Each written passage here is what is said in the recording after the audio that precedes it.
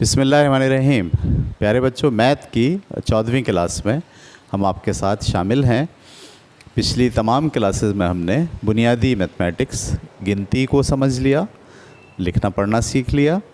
फिर हमने प्लस करना सीखा, उसके उसूल सीखे, माइनस करना सीखा, उसके उसूल सीखे, मल्टीप्लाई करना सीखा, उसके उसूल भी सीखे, उसके इस्तेमाल भी सीखा। और फिर हमने लास्ट में डिवाइड करना सीखा, उसके भी उसूल सीखे और उसको इस्तेमाल करने की क्लास हम आज उसको थोड़ा तफसील से उस पर बात करेंगे।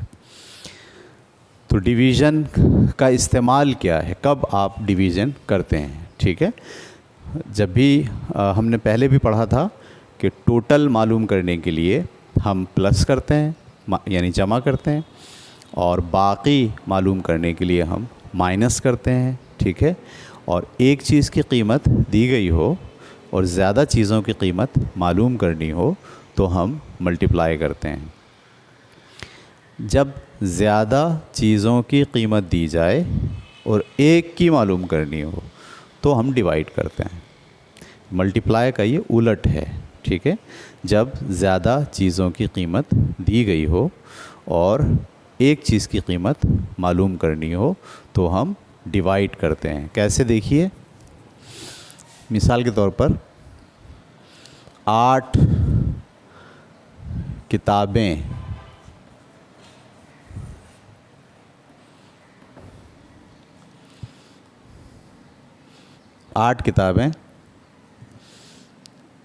324 रुपये की आती हैं।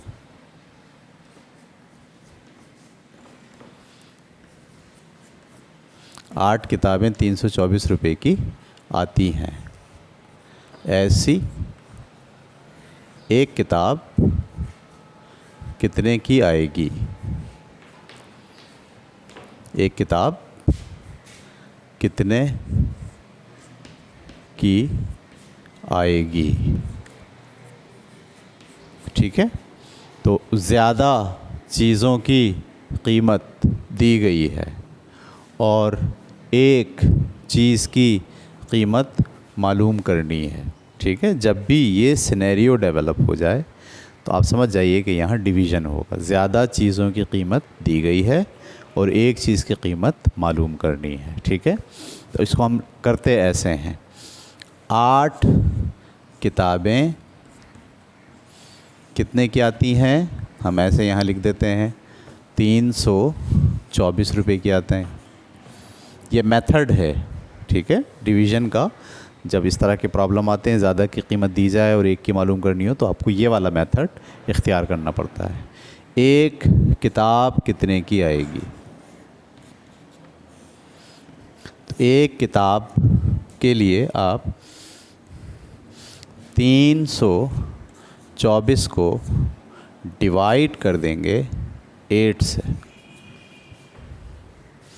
8 के पहाड़े में 32 नहीं आता। 8 एकम 8, 8 दूनी 16, 8 3 24, 8 चौक 32। हाँ, तो ये तो सवाल में थोड़ा सा हम तब्दील कर लेते हैं। ये बजाय इसके कि हम इसको 32 कहें, इसको 64 कर लें, बल्कि इसको 360 कर लें। ठीक है, यानी 8 किताबें 360 रुपये की आती हैं। तो ऐसी एक किताब कितने की आएगी? तो हमें 360 रुपये को डिवाइड करना है किससे? 8 से। तो 8 के टेबल में 36 नहीं आता। 8 चौक 32, 6 में से 2 निकाल दें, 4 बचा, यहाँ से 0 उतार लीजिए। 8 पंजे 40। तो एक किताब कितने की आ गई? 45 रुपये की आ गई। ठीक है, यानी आपको ज़्यादा किताबों की कीमत पता थी और एक की आपको मालूम करनी थी, तो आपने डिवाइड कर दिया। अब एक बात आपको समझनी चाहिए कि एक डिवाइड करने का तरीक़ा ये भी है और एक डिवाइड करने का तरीक़ा कुछ और भी है। वो देखें कैसे। वो ये है कि आप 360 को ऊपर लिखें और वो जो 8 है उसको नीचे लिखें। असल में डिवाइड का निशान ऐसा होता है कि कोई चीज़ ऊपर भी है और कोई चीज़, तो हम ऐसे भी ऊपर नीचे लिखकर भी डिवाइड कर सकते हैं। अब आप इन दोनों को उसी तरह से काट सकते हैं। 8 के टेबल में ये काट रहा हूँ मैं, 8 1 ज़ा 8, 8 के टेबल में 8 इससे कट गया, और 8 के टेबल से इसको काट रहा हूँ। 8 चौक 32, 32, इसमें 4 बच गए, 4 वहाँ चले गए, क्या बन गया 40, 8 पंजे 40। तो एक किताब कितने की आ गई, 45 की। ठीक है, इसकी आपको आदत डालनी है, इसलिए कि बड़े सवालात में जब बड़े मसाइल होते हैं तो फिर उसमें हम वैसे डिवाइड वाला निशान बना के हम डिवाइड नहीं करते, बल्कि इसी तरह से ऊपर नीचे रख कर हम डिवाइड करते हैं। ये बात क्लियर हो गई आपको? चलें एक एग्जाम्पल और लेते हैं, उसके बाद फिर हम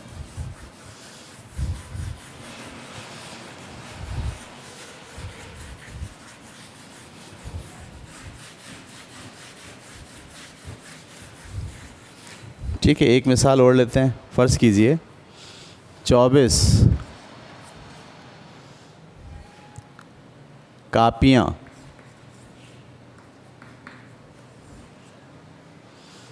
960 रुपए की आती हैं। एक कापी कितने की आएगी?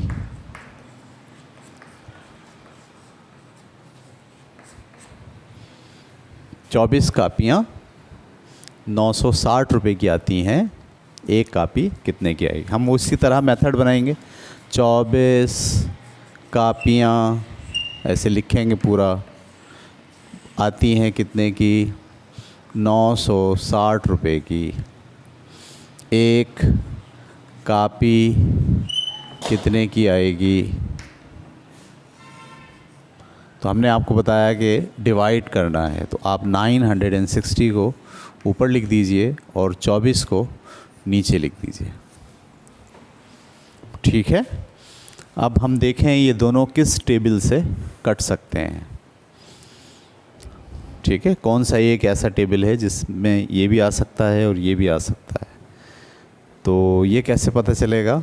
एक तो ये कैलकुलेटर लें आप, वो 960 लिखें और डिवाइड का निशान दबाएं और 24 दबाएं, तो आपको पता चल जाएगा एक किताब कितने की है। लेकिन बग़ैर कैलकुलेटर के भी आपको ये सवाल हल करना आना चाहिए। तो मैं 4 के टेबल में ये आता है 24, देखते हैं कि ये भी आता है या नहीं आता है। तो 4 के टेबल में 4 6 24, 4 से मैंने ये 24 काटा 6 पे, 4 दूनी, जिस टेबल से इसको काटते हैं उसी टेबल से इसको भी काटते हैं। 4 दूनी 8, एक बच गया इसमें से, एक वहाँ चला गया, क्या बन गया 16, 16। 4 चौक 16 और ये वाला 0 ऐसे आ गया। देखा आपने, हमने 4 के टेबल से नीचे वाले को भी काटा और 4 के टेबल से ऊपर वाले को भी काटा। अब नीचे वाले में 6 बचा कट के और ऊपर वाले में 240 बचा कट के। अब ये दोनों किस टेबल में आ रहे हैं? ये डायरेक्ट 6 के टेबल में आ सकते हैं। 6 एकम 6, 6 के टेबल से मैंने इसको काट दिया, 6 के टेबल से इसको काटूंगा। 6 चौक 24, ये वाला 0 ऐसे आ गया, तो जवाब आ गया 40। एक कापी कितने रुपए की आएगी? 40 रुपए की आएगी। ठीक है, ये आपको काटना जो है वो आना चाहिए। मैं क्योंकि हम इस क्लास में सिर्फ मोटी मोटी बातें सीख रहे हैं, इसलिए मैं आपको मोटी मोटी बातें सिखा रहा हूँ, वरना ये भी सिखाना आपको चाहिए कि कैसे पता लगता है कि दोनों को किस टेबल से जो है वो काटा जाए। ठीक है, उसमें फिर हमारा ये कोर्स बहुत लेंथी हो जाएगा, तो हम आपको सिर्फ आम इस्तेमाल की ज़िंदगी में जो चीज़ें आ रही हैं उनको हम आपको सिखा रहे हैं। ठीक है, तो एक हमने मिसाल ये ले ली, एक मिसाल और ले लेते हैं।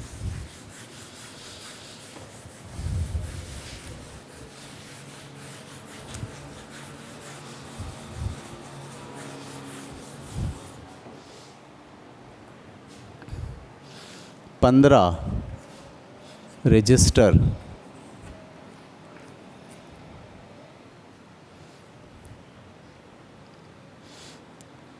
2700 रुपये के आते हैं। कितने के आते हैं?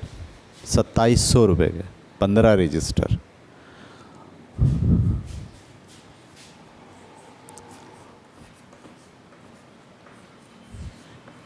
एक रजिस्टर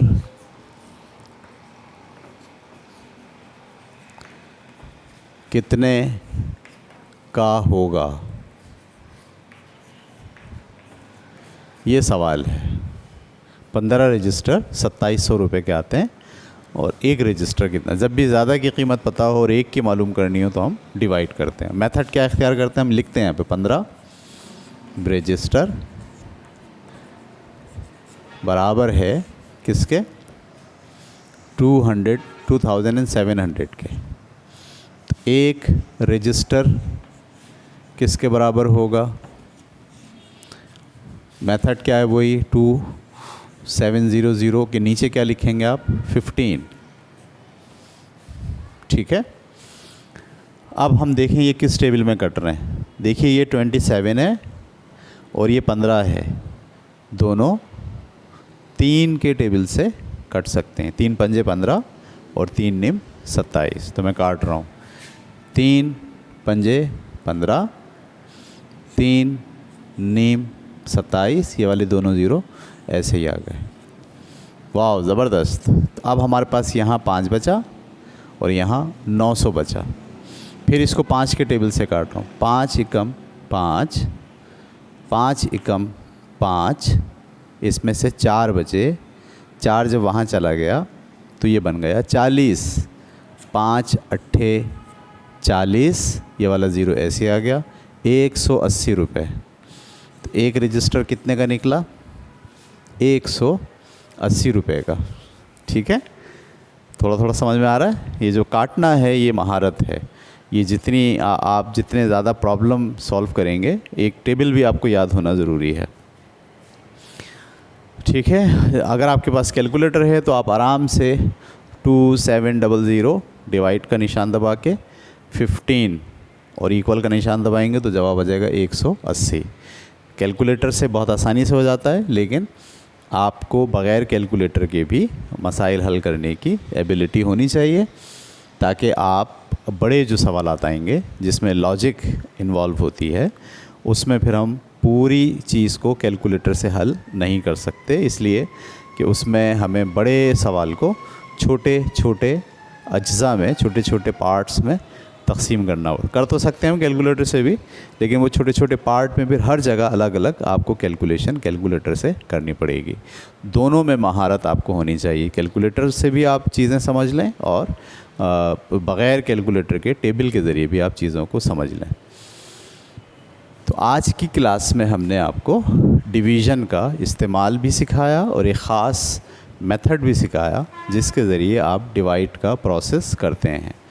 ठीक है, कब करते हैं डिवाइड, जब भी ज़्यादा चीज़ों की कीमत दी गई हो और एक चीज़ की कीमत मालूम करनी हो तो हम डिवाइड करते हैं। ये बिल्कुल मल्टीप्लाई का उलट है। मल्टीप्लाई में क्या करते हैं, एक चीज़ की कीमत दी गई है और ज़्यादा चीज़ों की कीमत मालूम करनी है तो हम मल्टीप्लाई करते हैं। इसमें क्या करते हैं, ज़्यादा चीज़ों की कीमत अगर दी हुई हो और एक चीज़ की कीमत मालूम करनी हो तो हम डिवाइड करते हैं। और डिवाइड करने का तरीक़ा ये वाला इख्तियार करना हमेशा ज़रूरी होता है। ठीक है, तो आज की क्लास हम यहाँ ख़त्म करते हैं। कल हम ऐसे मसाइल हल करेंगे जिसमें डिवाइड और मल्टीप्लाई दोनों एक साथ इन्वॉल्व होते हैं। ठीक है, आपको प्रॉब्लम देखकर ये समझना पड़ता है कि इसमें डिवाइड होगा, मल्टीप्लाई होगा, कब डिवाइड होगा और कब मल्टीप्लाई होगा। इंशाल्लाह कल की क्लास में। अल्लाह हाफ़िज़।